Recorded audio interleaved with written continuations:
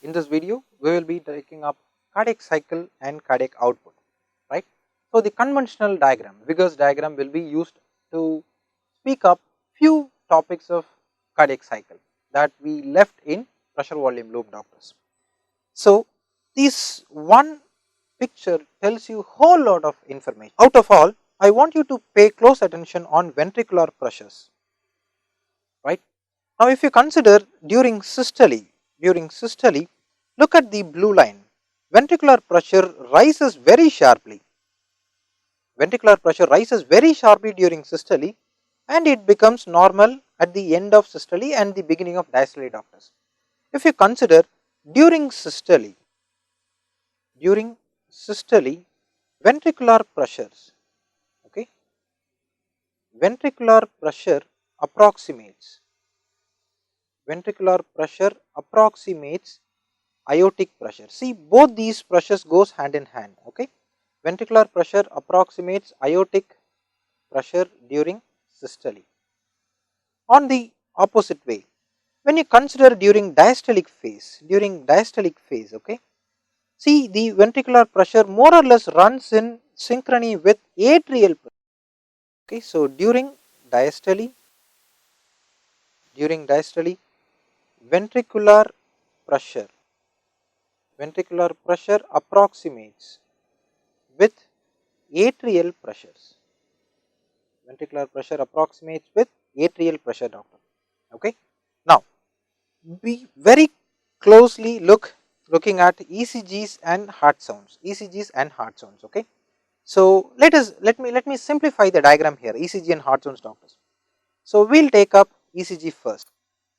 P, QRS, and T. So if you consider ECG and heart sound, you will have the very first heart sound S1 here exactly right at the peak of R wave. So we have S1 here and S2 very closely followed by here at ST segment. S2 correlates with ST segment. Okay.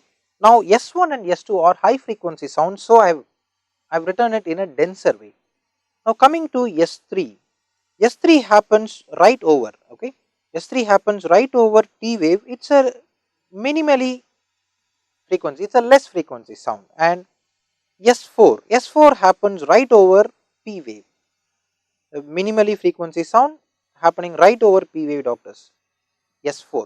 So if you consider the synchrony between heart sounds and ECG waves, okay, remember it is S1 that is correlating with the peak of R wave, S4 with P, S3 with T wave, and the only segment that is corresponding to heart sound is ST segment, which is correlating with S2. This is the synchrony between heart sounds and ECG, remember. So this diagram I have just oversimplified it for a better clarification and understanding, doctors. Now let us take up the very first logic in this cardiac cycle diagram. Let us take up myocardial contractility. So myocardial contractility is represented by ventricular pressure. Myocardial contractility is represented by ventricular pressure. So what increases myocardial contractility and what decreases myocardial contractility? Contractility is increased by sympathetics, especially beta 1 and beta 2 receptors. It is again increased by digoxin.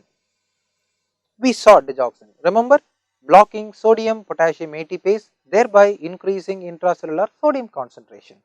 Now coming to the factor that reduces myocardial contractility. Point number 1, sympatholytics or sympathetic antagonists. Sympathetic blockers, number 1. Number 2, hypoxia, hypercapnia and acidosis.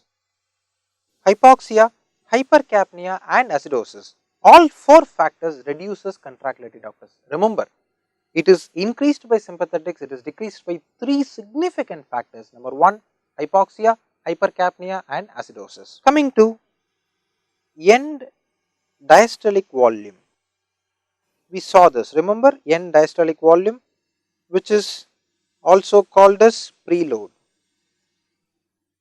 Now preload is or end diastolic volume is determined by number 1, circulating blood volume.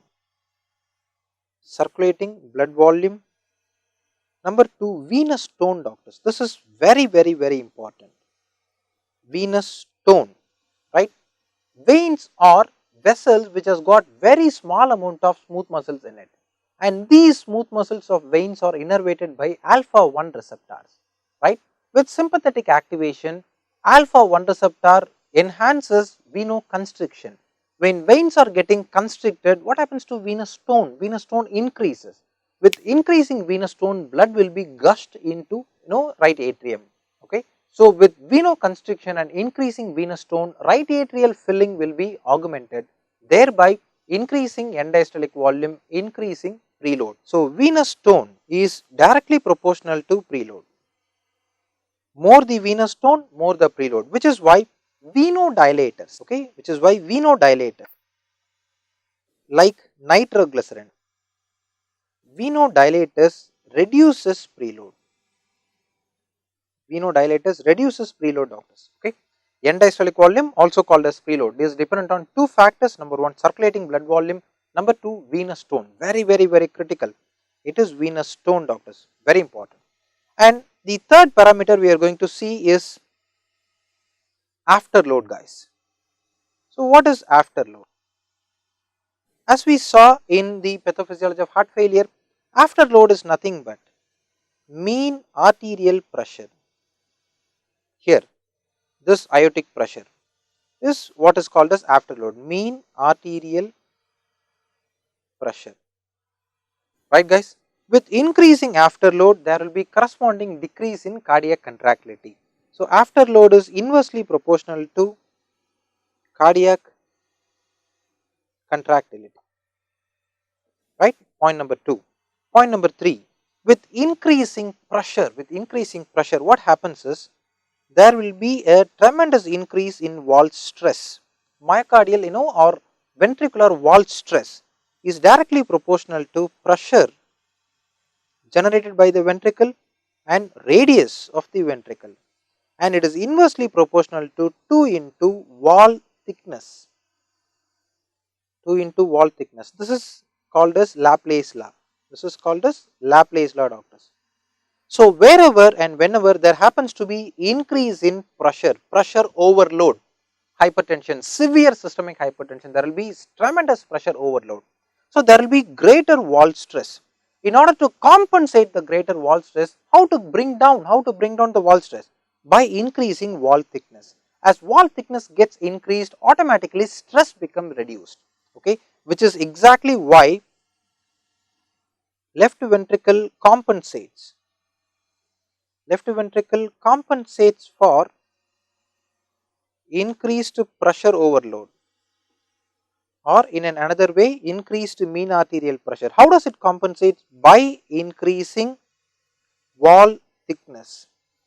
Thus contributing to left ventricular hypertrophy, right? Left ventricular hypertrophy is a consequence, right? It's a consequence of left ventricular pressure maintenance. Okay, doctors, this is after.